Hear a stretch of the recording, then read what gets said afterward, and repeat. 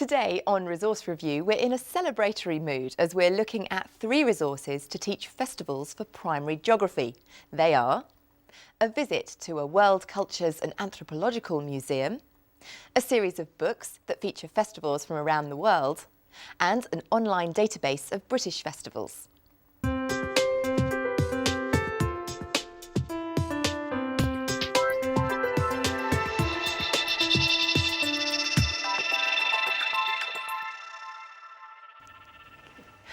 Recommending today's resources, we have Rachel Bowles. Rachel is a chartered geographer and chair of the primary committee at the Geographical Association. Joining Rachel on the panel today, we have former teacher Dave Smith, who's now ICT consultant and curriculum advisor to the Havering Inspection and Advisory Service. And we also have Keith Fox, who's head teacher at St John's Walworth Primary School in the London Borough of Southwark.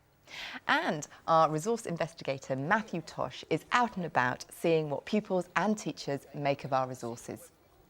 Now, Rachel, today we're looking at 3 resources for festivals, which commonly we might think of in a religious context, but today we're thinking of them very much in their geographical context, aren't we? Yes, but festivals are very much a cause of celebration in everyday life, and this is what geography is all about, and the festivals help to delineate what a place is all about, because they are special to a place. OK, well, let's think about your first resource, which is a visit to the Horniman Museum in London. How does a visit to this particular museum work in the context of festivals? The Horniman is preeminent in this field and has a tremendous collection of artefacts, which are masks, musical instruments, all sorts of toys and implements that are used in connection with cultures from overseas. The museum itself runs some very good handling sessions, and each of the handling sessions helps to demonstrate the life and the place and the geography of a particular country. If you see a class that's been to Horniman, it's absolutely fizzing when it comes back, and then a lot of questions are raised that they can raise back at school and find the answers themselves. OK, thank you. Well, now let's go over to Matthew Tosh, and he's caught up with Stuart Fleming Primary School from South East London at the museum. I'm here at the Horniman Museum in South East London, and I'm about to go and see a Year 5 group taking part in a workshop. I'm going to catch up with a teacher afterwards, but in the meantime, I don't think even their mothers would recognise these students.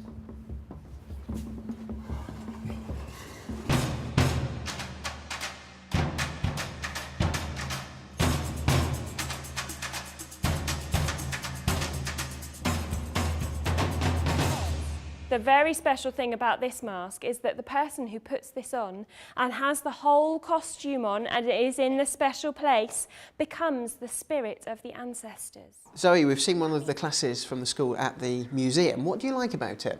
There wasn't anything we didn't like about the day. It was a fantastic experience for the children, and it covered such a wide range of our curriculum. It was easy to organise. The museum sent out so much sort of preparation work for us to do with the children, so really helped us set up our visit, and one of our boys described it as being better than football. Now, the children were doing a mask workshop. How does this fit into teaching festivals? We've recently had an international week, and we were looking at festivals from different countries, how festivals can teach us about a country's culture, and it tied in really nicely with our artwork. So would you say there was a lot of preparation to do before the museum visit? I think you could do as much or as little as you wanted.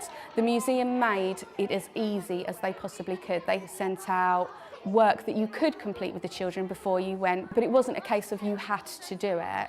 It was whether you wanted to engage with those activities or not. So how would you summarise the visit to the Horniman Museum? I would say, out of all the visits I've done as a teacher, that would be the one that I would recommend, that any teacher in any class in any year group could take their children and they would have a successful day. That's worth knowing, Zoe. Thank you very much. And now I'll hand you back to Hermione.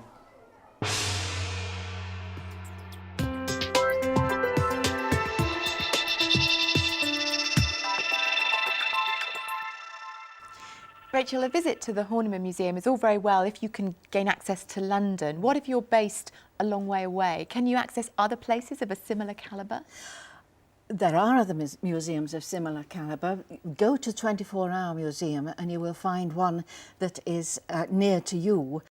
Dave, what do you think of this resource? I think the ability to actually get hands-on with those resources that sometimes would be seen behind a glass case, to me is fantastic, because actually taking a group of children in there into a museum, showing them about the culture of a particular country, whether it's Mexico, whether it's China, bringing that country to the children through those resources is really going to give them a rich experience, I think.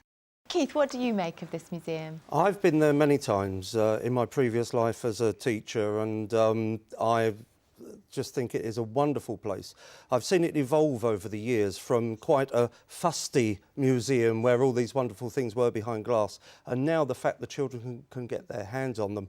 It is not only a wonderful resource for geography, it's just a wonderful day out for the children. And if we're talking about excellence and enjoyment, you've got it there. In all the museums, if you can encourage the curators to do as Horniman has done and really make it possible to handle and come up with stories in connection with the artefacts, you're made. Brilliant. OK, well now let's move on, Rachel, to your second choice of resource for us today, and it's a series of 8 textbooks, Festivals of the World, that each feature a different country. Tell us about these books and why you like them.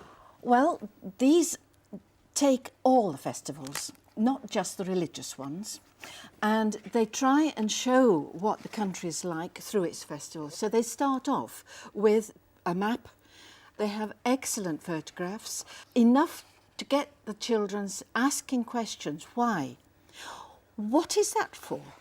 How did they do that? And when do they do it? And I see you've got India in your hand there. What other countries are covered by the series? All the countries that you immediately think of with festivals: China, Mexico, France, Spain, Egypt as well. These are things that the children will have heard slightly about, and they can go into depth. Thank you very much. Well, we haven't sent Matthew across the world. We've sent him to Glebe First and Middle School in Harrow to investigate this resource for us. Festivals of the World spans 8 countries from Ireland to New Zealand. Now, each book pinpoints the country and then goes on to tell you about the kinds of festivals that you'll see in that country. There are also activities that children can do, and the whole book is illustrated with lots of colourful photos. Well, I'm off now to see Katie Hobson and her Year 2 class to see how they get on with the book. This nice book tells us a lot about some of the things that the Chinese communities do on Chinese New Year. Katie, can you tell me how you've been using the book today? Okay, well, we used the China book because obviously it's been Chinese New Year recently. We used it as well with a literacy and a science link. The literacy link looking at instructional texts and how to make a kite. A rat. And this year is the Chinese Year of the Rat. What do you like about the book? I like lots of nice diagrams and pictures in it, which make it attractive to the reader. And I also like the fact that at the back of the book there are sort of how to make dragon kites. So there's opportunities for the learners to actually go off and do some activities from the book. It's not just a fact book and information text.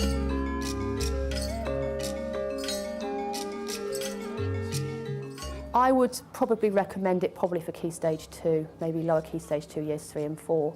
But it can be adapted, and parts of it could be adapted, I think, across the age range. Very good. Now, we are looking at festivals today. Do you think there'll be opportunity to use the rest of the series? Oh, definitely. I mean, certainly it'd be nice to have copies of the book in our study centre that could be used for research purposes. So, your first impression of the book? I thought it was a great book, and it could be used both by learners and teachers. But I think perhaps to find the curriculum links might take a little bit of time. They're not overly apparent to start off with. Thank you very much, Katie. And now we'll go back to Hermione.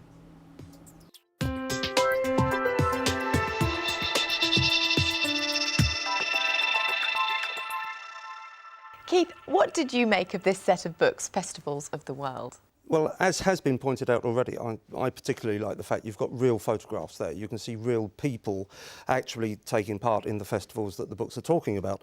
I was particularly interested in the one that's on Egypt, where through various medium we get the idea that a country which is a Muslim country is monocultural. And of course in this series you are given the sense that there are other cultures within countries who actually celebrate their own festivals in their own way. So it's not just reinforcing stereotypes, it's going against them, if you like. Very much so, yeah. Dave, what do you make of the books? I think here that Keith makes a very good point there, actually, and this similar to this one on France here. And it's not just the Bastille Day here, but also things about the Mardi Gras and also the Gypsy culture as well. The books themselves are a good starting point as a resource. I think from the video what we're seeing is that shared as a whole class, maybe it's not quite big enough, something that may be projected for a visualiser, or maybe even a big book version of this could be available. Thank you. Well, time now to move on to Rachel's third choice of resource for us today, and it's a website called projectbritain.com. Now, Rachel, what makes this website stand out from all the hundreds that are out there? Well, this is one website where if you go into a school and say, do you know about the Woodlands website? They say, oh yes, we use it regularly. So Woodlands Primary School in Kent have actually produced this product? Yes, well, Mandy Barrows, in fact, has been the person who has developed it. It has a tremendous range. You can actually look at the various customs and traditions, or looking at national days and holidays. Right, OK, so it's a massive collection of all things to do with British life and culture? Yes. OK, great. Well, what did the panel think? Dave? I think it's the application here that matters, because any website is only as good as the way in which you use it. So I think it's important that before the children actually have access to this, you are outlining what you expect in them to research. Otherwise, if you give them free rein on this, they could just, you know, get lost in it. Yes. So it's actually focusing on specific parts. Yes. There's a lot of information in here, so I think it's about pinning it down. Yes. OK. Keith, what do you make of it? I think I saw that there are 11,000 plus pages on this website. So as you're saying, Dave, to actually plough your way through all of this stuff, you know, the children do have to be very, very focused. I know it's widely acclaimed. Personally, I would have liked to have got more of a feeling that the children are more involved in what is on there. But again, with 11,000 pages plus, I probably have missed that bit. But it is so valuable. You simply click on something and it tells you how to leave your knife and fork on the plate when you've finished a meal. Well, that sort of thing, if you're in another country, is very important. So I'm sure for some people, that's very important for them coming here. And it can go back to special days like Whit Sunday and Whit Monday. And you can click on that, and they have festival calendars for festivals, calendars by month. So you can search in all sorts of different ways and look at it in terms of seasons and years. OK, well, thank you all very much. That's all we've got time for today. But to recap, the three resources that we've looked at are a visit to the Horniman Museum and participation in their workshops, Festivals of the World, published by Franklin Watts, and the projectbritain.com website created by Woodlands Junior School. For more information about all of the resources we featured today, go to our website. It's teachers.tv/resource review, or email us resourcereview@teachers.tv. I'd like to say a very big thank you to our panel today, to Rachel, to Dave and to Keith. Thank you for watching, and we'll see you next time on Resource Review. Bye-bye.